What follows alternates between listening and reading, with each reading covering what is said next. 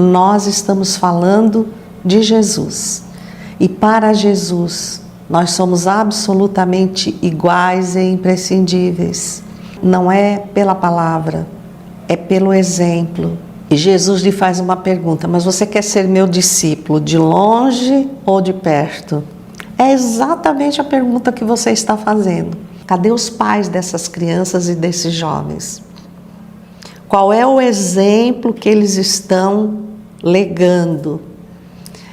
Quanto eles disseram para essas crianças e para esses jovens que a religião ou a religiosidade é tão importante quanto a profissão? Porque ele falava: meu pai aqui dentro, ele se mostra uma pessoa que ele não é em casa. E o movimento espírita não é uma coisa da criança, do jovem ou do pai e da mãe, é uma coisa da família, que nós todos podemos estar juntos.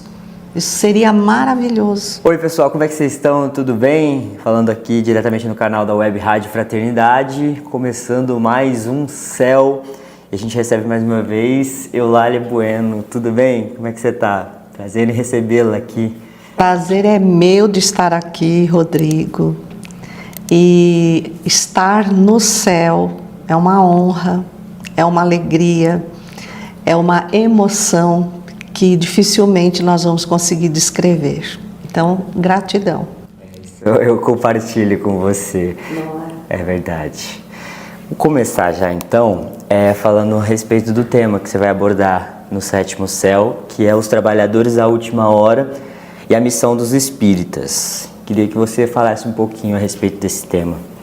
Considero que nesta atualidade pós-pandemia, esse tema se tornou primordial, porque houve um esvaziamento de casas espíritas em questão de trabalhadores, embora, pelo que saibamos, eles estão devagar retornando, e o público também muito ausente e buscando somente no último instante de sofrimento uma melhora imediata.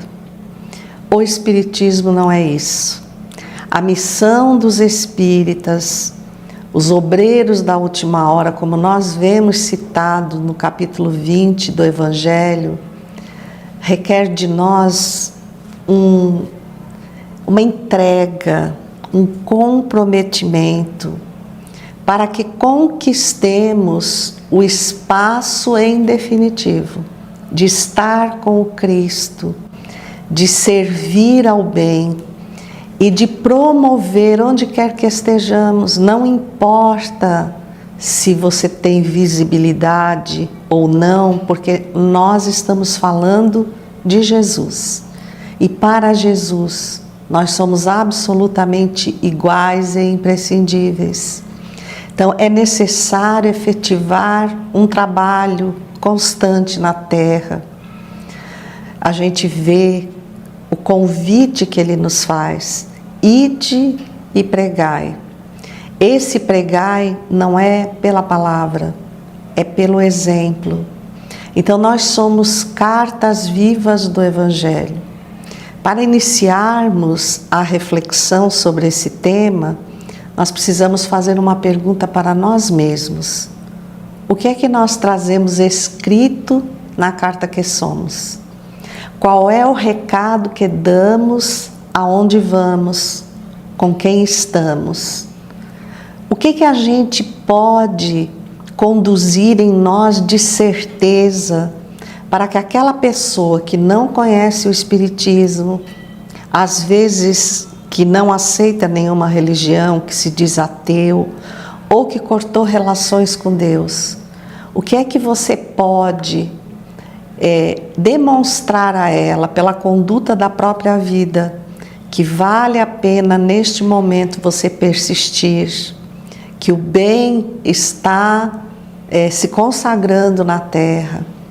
Por que meios eu posso encontrar esse bem?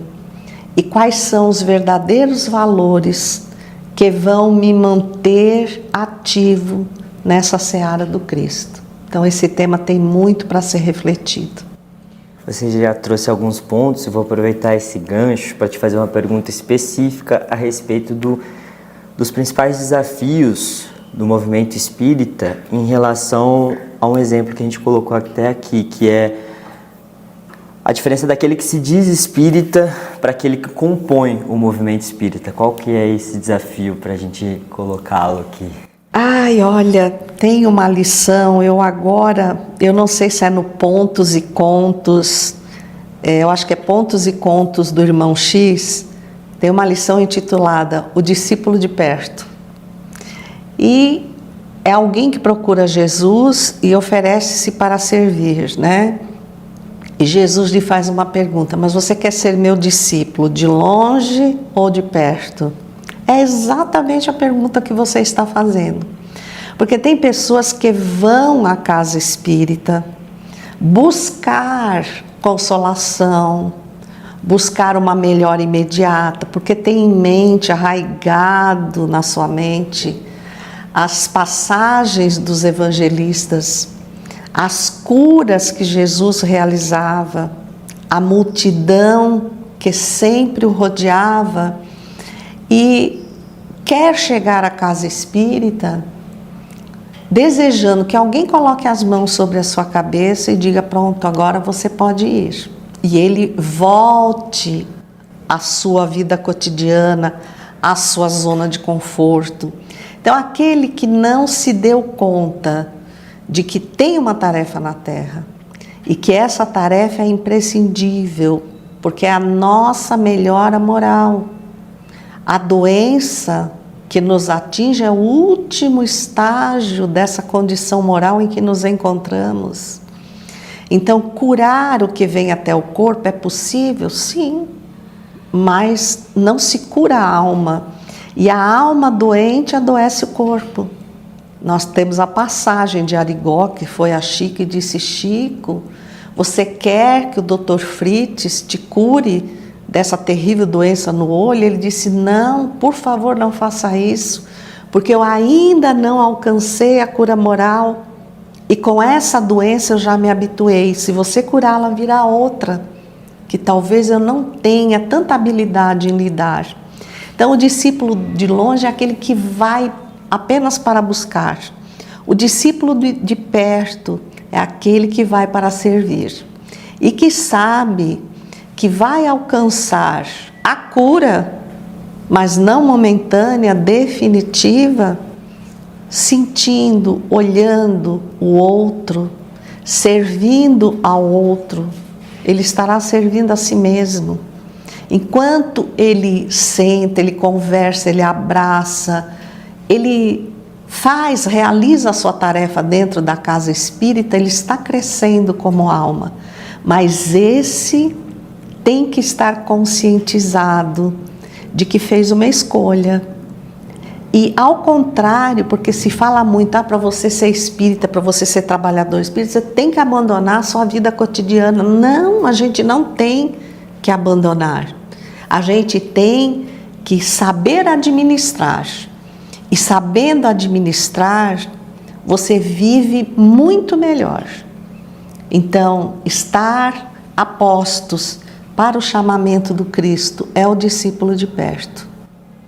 Aproveitando que a gente está falando a respeito disso, a gente sabe que tudo é na vontade de Deus, mas um desafio, inclusive a gente recebe mensagens aqui na rádio, é a presença de jovens e crianças nos centros espíritas, principalmente em papéis de liderança dentro dos centros.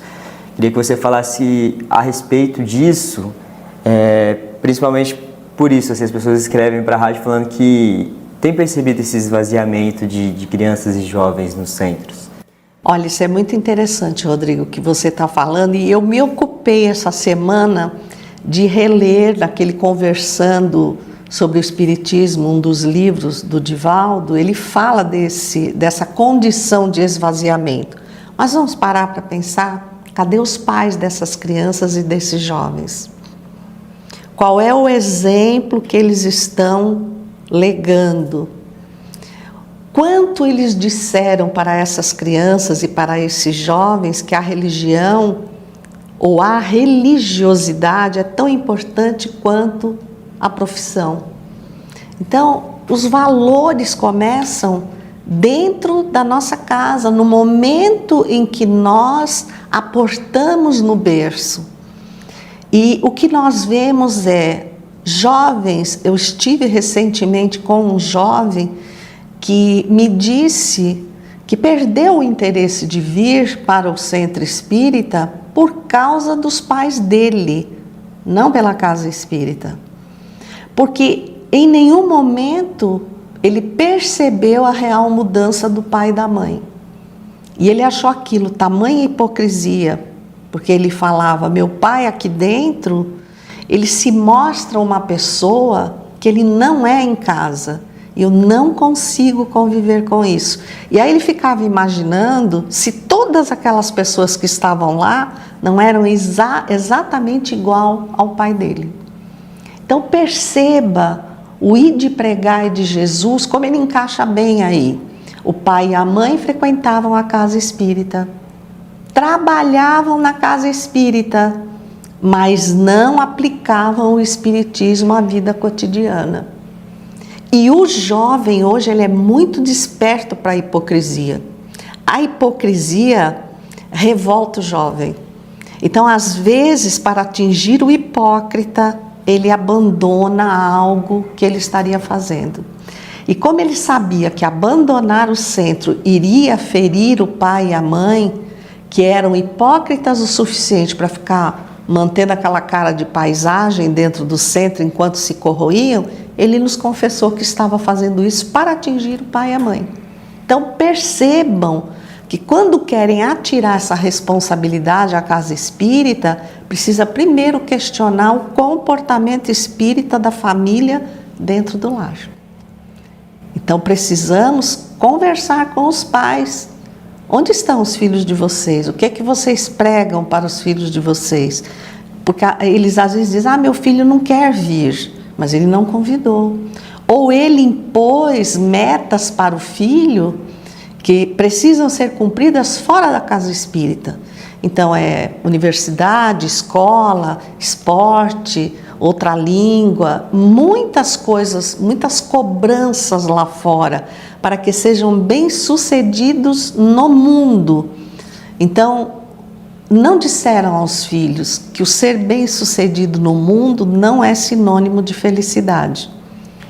Não lhe explicaram que ele precisa se conhecer como espírito para ser feliz em qualquer situação. Então, é um trabalho conjunto.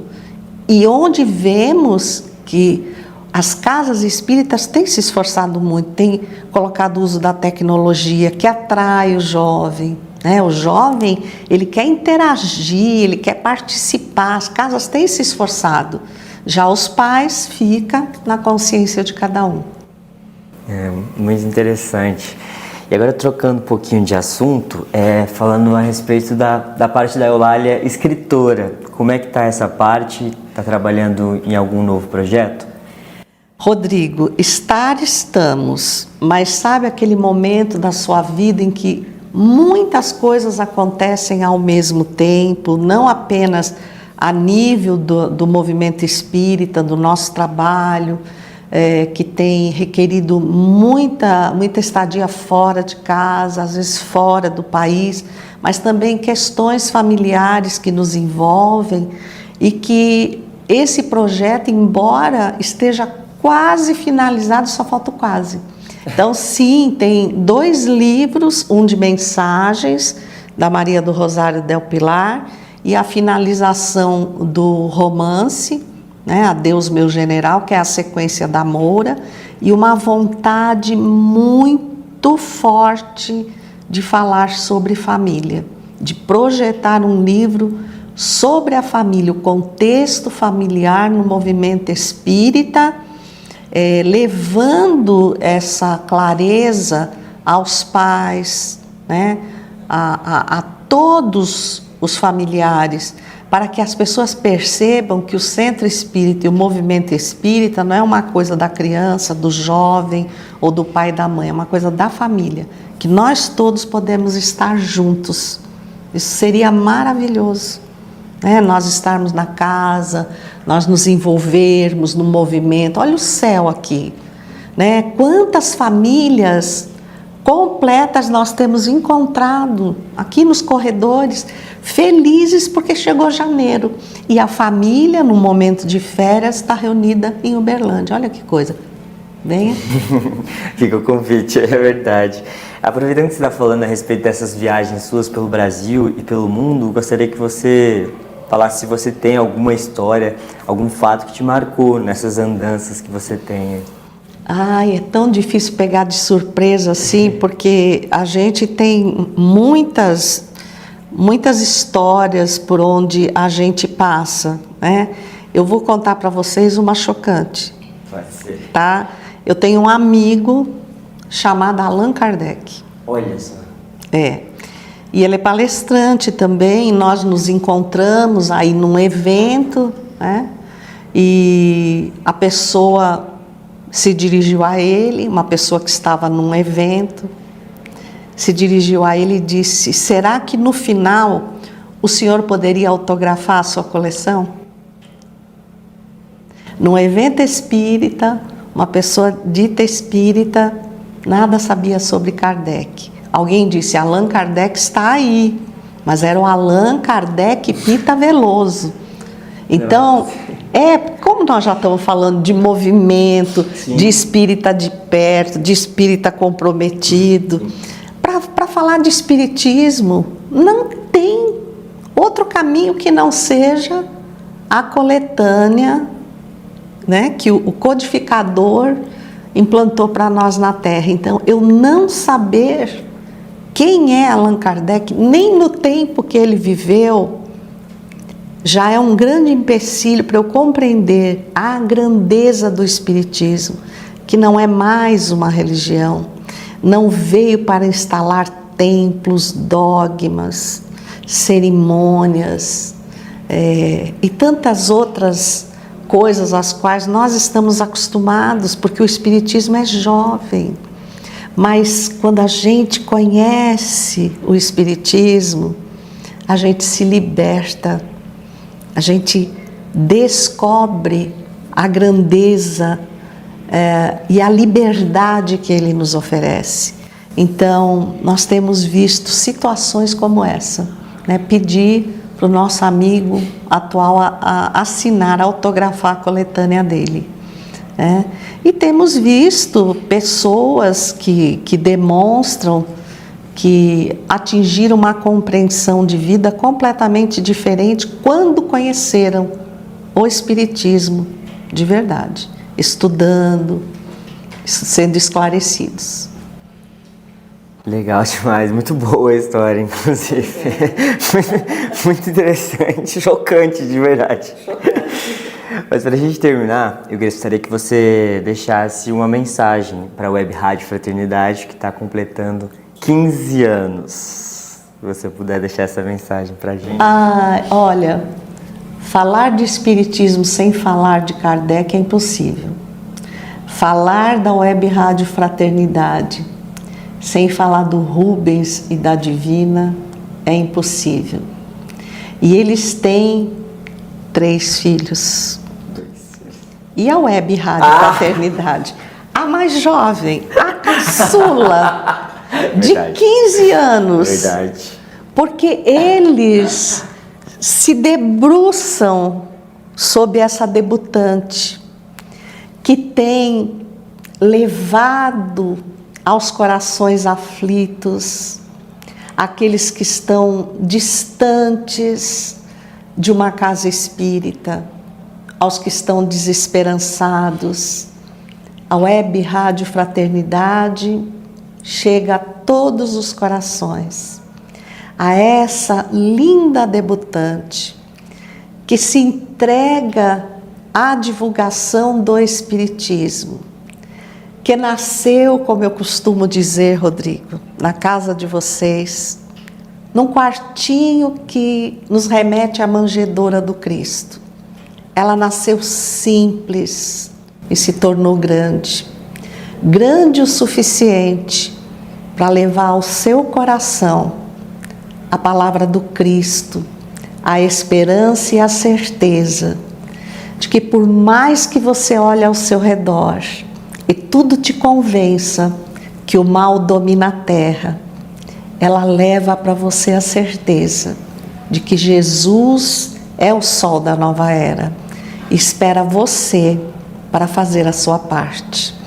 Então, que Jesus abençoe essa jovem debutante que já fez muito e continuará fazendo, em nome do Cristo. Muita gratidão. Eu que agradeço. Muito obrigado, Eulália. Valeu demais, viu? Muito obrigado mesmo. Fico emocionado.